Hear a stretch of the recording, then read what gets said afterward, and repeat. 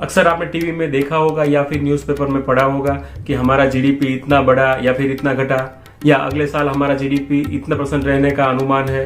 तो आपके मन में भी ये सवाल उठता होगा कि आखिर ये जीडीपी क्या है, क्यों ये जीडीपी इतना महत्वपूर्ण है, और जीडीपी का कॉन्सेप्ट जो है वो सबसे पहले कहाँ से आया। तो आज के इस वीडियो में हम इसके बारे में बात करने वाले हैं, तो इस वीडियो को पूरा देखिए।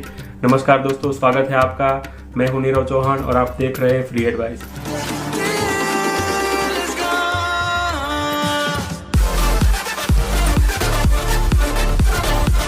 जीडीपी का फुल फॉर्म है ग्रॉस डोमेस्टिक प्रोडक्ट, यानी सकल घरेलू उत्पाद। तो हमारे देश में जो भी चीज वस्तुएं उत्पन्न होती है, जो भी प्रोडक्शन होता है, एक छोटी सी कील से लेकर एक हवाई जहाज तक जो भी चीजें हमारे देश के अंदर बनती है, उन सब का आर्थिक मूल्य, उनका जो इकोनॉमिक वैल्यू है, उन सबको मिलाकर जो एक फिगर बनता है उसे कहते हैं जीडीपी। जीडीपी दोस्तों बहुत ही महत्वपूर्ण है, क्योंकि जीडीपी जो है वो देश की आर्थिक सेहत मापने का पैमाना है। एक तरह से देखिए तो एक देश का रिपोर्ट कार्ड है जो आर्थिक देश की समृद्धि है, आर्थिक मजबूती है, उसको दर्शाता है। अगर किसी देश की जीडीपी बढ़ रही है तो इसका मतलब है वो देश आर्थिक तरह से मजबूत बन रहा है, जो इकोनॉमिक ग्रोथ कर रहा है। और किसी देश की जीडीपी अगर कम हो रही है, घटती है, तो इसका मतलब है वो देश आर्थिक तरह से कमजोर बन रहा है। अब जीडीपी की जो गणना होती है उसके लिए जिस प्रोडक्शन को ध्यान में रखा जाता है, वो प्रोडक्शन मुख्य 3 जो पार्ट है, 3 क्षेत्र है, उससे लिया जाता है। सबसे पहला है कृषि यानी एग्रीकल्चर, खेती बाड़ी, इनमें जो प्रोडक्शन हुआ है वो। उसके बाद है उद्योग, उसमें जो प्रोडक्शन होती है वो। और उसके अलावा तीसरा जो है वो सर्विस सेक्टर यानी कि सेवा। इन तीनों में जो भी प्रोडक्शन होता है उन तीनों को मिलाकर उसका आर्थिक मूल्य निकालते हैं। अब इस जीडीपी की गणना किस तरह से होती है, इसे आसान भाषा में समझने के लिए हम एक उदाहरण का सहारा लेते हैं। तो मान लीजिए एक किसान है, किसान ने अपने खेत में 1 बोरी गेहूं उत्पन्न किया है। अब 1 बोरी गेहूं की बाजार कीमत मान लीजिए 1000 रुपए है।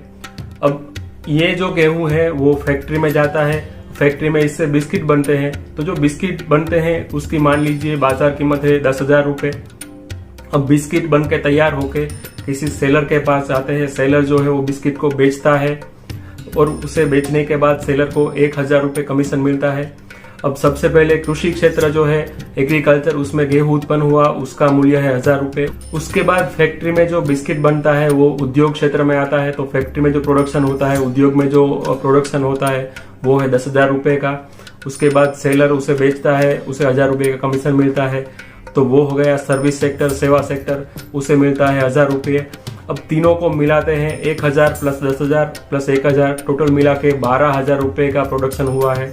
तो हमारी जो जीडीपी है टोटल 12,000 रुपये इसमें बनती है। जीडीपी की जो बढ़ने की दर है उसे देश का विकास दर भी कहते हैं। हमारे देश में हमारा जो जीडीपी की गणना है वो हर 3 महीने में होती है। अब किस तरह से होती है ये देखते हैं। तो मान लीजिए पिछले 3 महीने में हमारे देश में जो कुल प्रोडक्शन हुआ था वो था 100 करोड़ रुपए का। तो हमारी जीडीपी हुई 100 करोड़।